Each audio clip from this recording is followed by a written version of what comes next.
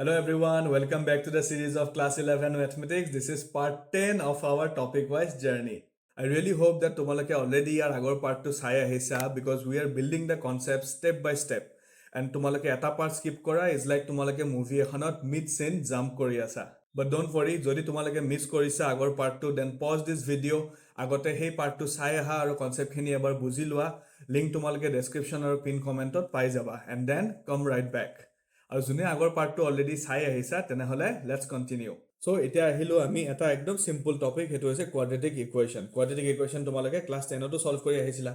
class 10 ত তোমালোকৰ মনত আছে তোমালোকে নেচাৰ অফ ৰুটস পাইছিলা নেচাৰ অফ ৰুটছত কি আছিল যে যেটো ডিসক্ৰিমিনেন্ট আছিল ডিসক্ৰিমিনেন্ট মানে আমাৰ কি আছিল মই অলপমান এক্সপ্লেইন কৰি দিছো ক্লাস 10 ৰ বস্তু ডিসক্ৰিমিনেন্ট মানে আছিল আমাৰ ক্যাপিটেল ডি আৰু ডি মানে কি আছিল ডি মানে আছিল b square minus 4ac মত পৰিছে সো আমাৰ কন্ডিশন কিটা কি আছিল যদি b square minus 4ac ৰ ভ্যালুটো 0 তকে ডাঙৰ হয় তেতিয়া হলে আমি কেনেকুৱা আনসাৰ পাইছিলো কেনেকুৱা ৰুটস পাইছিলো তেতিয়া আমি সদায় ইউনিক এন্ড ৰিয়েল ৰুট পাইছিলো b square minus 4ac ৰ ভ্যালুটো যদি ইকুৱেল টু 0 হয় তেতিয়া কি আছিল তেতিয়া হলে আমি ৰিয়েল ৰুট পাইছিলো কিন্তু ইকুৱেল আছিল ৰুটসবোৰ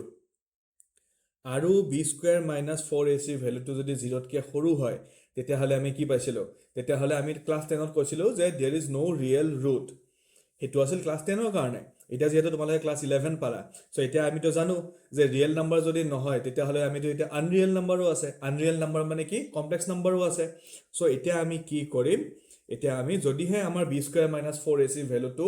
0 তকে সৰু হয় তেতিয়াও আমি হেকিটা কোৱেশ্চন সলভ কৰিব পাৰিম বাকি হিনি এক্স্যাক্টলি সেম তথাপি এটা ৰিকেপৰ কাৰণে মই তোমালোকক কোৱাড্ৰেটিক ফৰ্মুলাটো এক্সপ্লেইন কৰি দিছো quadratic equation এটাৰ জেনাৰেল ফৰ্মটো কি আছিল জেনাৰেল ফৰ্ম আছিল ax square plus bx plus c equal to 0 আৰু এটো ফৰ্মত যদি থাকে তেতিয়া হলে x ৰ ভ্যালু কেনেকৈ উলাব পাৰিছিলো x ৰ ভ্যালু আমি উলাব পাৰিছিলো equal to minus b plus minus b square minus 4ac divided by 2a এটো আছিল আমাৰ মেইন ফৰ্মুলা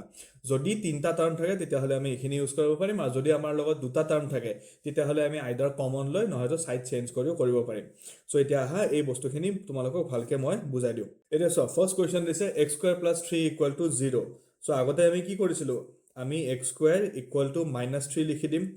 তাৰ পাছত আমি লিখিম x equal to plus minus root over -3 then তো আমি কৰিছিলো which is impossible So এতিয়াৰ পৰা আমি এটা ইম্পসিবল বুলি ক'ব নোৱাৰো বিকজ আমি এতিয়া জানো যে √3 মানে কি হয় প্লাস মাইনাস √3 i পাই যাম আমি হয়নে সো হেতু কাৰণে এতিয়া এই কোৱাড্ৰেটিক ইকুৱেশ্যনটোত x ৰ ভ্যালু হল কি প্লাস মাইনাস √3i বুজি পাইছা তোমালোকে এতিয়া আহা আৰু এটা কোৱেশ্চন চাও এটো হল এই কোৱেশ্চনটো 2x square plus x plus 1 equal to 0 so এটো কোৱেশ্চন আমি ডাইৰেক্টলি সলভ কৰিব পাৰিম যে x equal to minus b আচ্ছা ইয়া তাৰ আগতে মই এবাৰ দেখাই দিছো এটো হল a ৰ ভ্যালু ইয়াতে একো নাই মানে 1 আছে তো তা হেতু হল b ৰ ভ্যালু আৰু ইয়াতে 1 2 হৈ গল c ৰ value right so minus b plus minus b square minus 4ac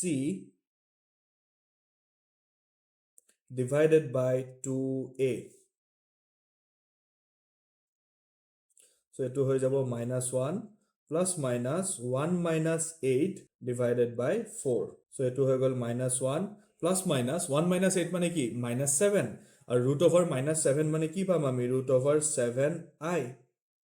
divided by 4 so আমি লিখি দিব পাৰিম therefore x equal to -1 plus root over 7i divided by 4 or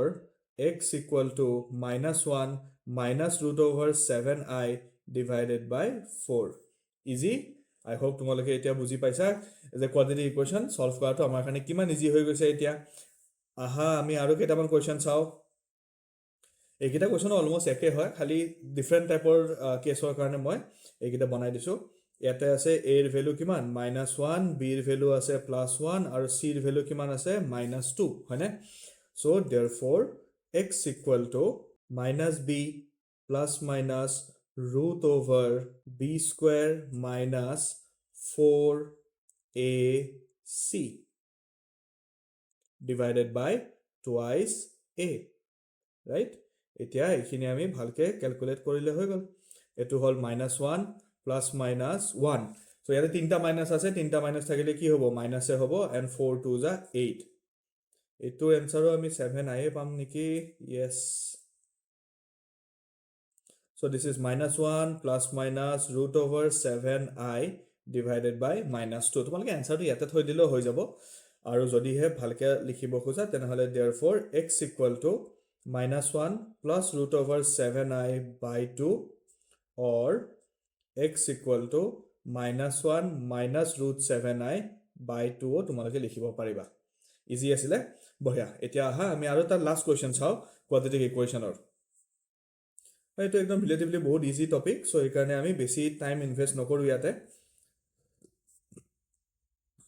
so therefore x equal to এটো চাবাই দে ইয়াত number বোৰ অলপ বেলেগ বেলেগ আছে সো অলপ careful minus b plus minus root over b square minus 4ac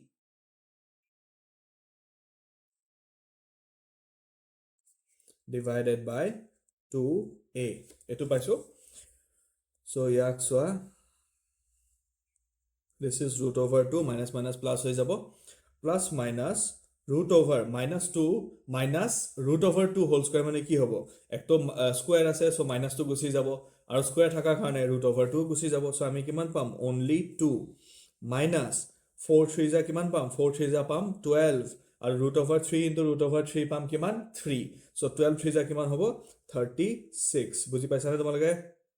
যদি বুজা নাই কমেন্ট কৰি মোক জনাবা মই তোমালোকৰ এটো বস্তু আকৌ এবাৰ ভালকে এক্সপ্লেইন কৰি দিম সৰু এটা শৰ্ট ভিডিও বনাই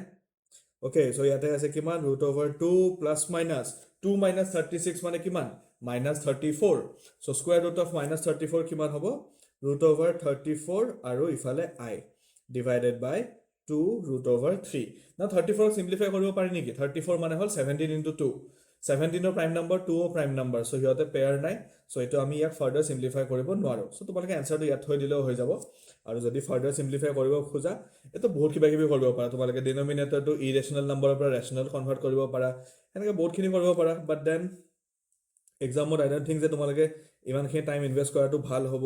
এটো simplificationৰ নামত so এটো simply তোমালোকে root over 2 plus root over 34i 34 হ'ব লাগিছিল তো yes 34 divided by 2 root over 3 or x equal to root over 2 minus root over 34i divided by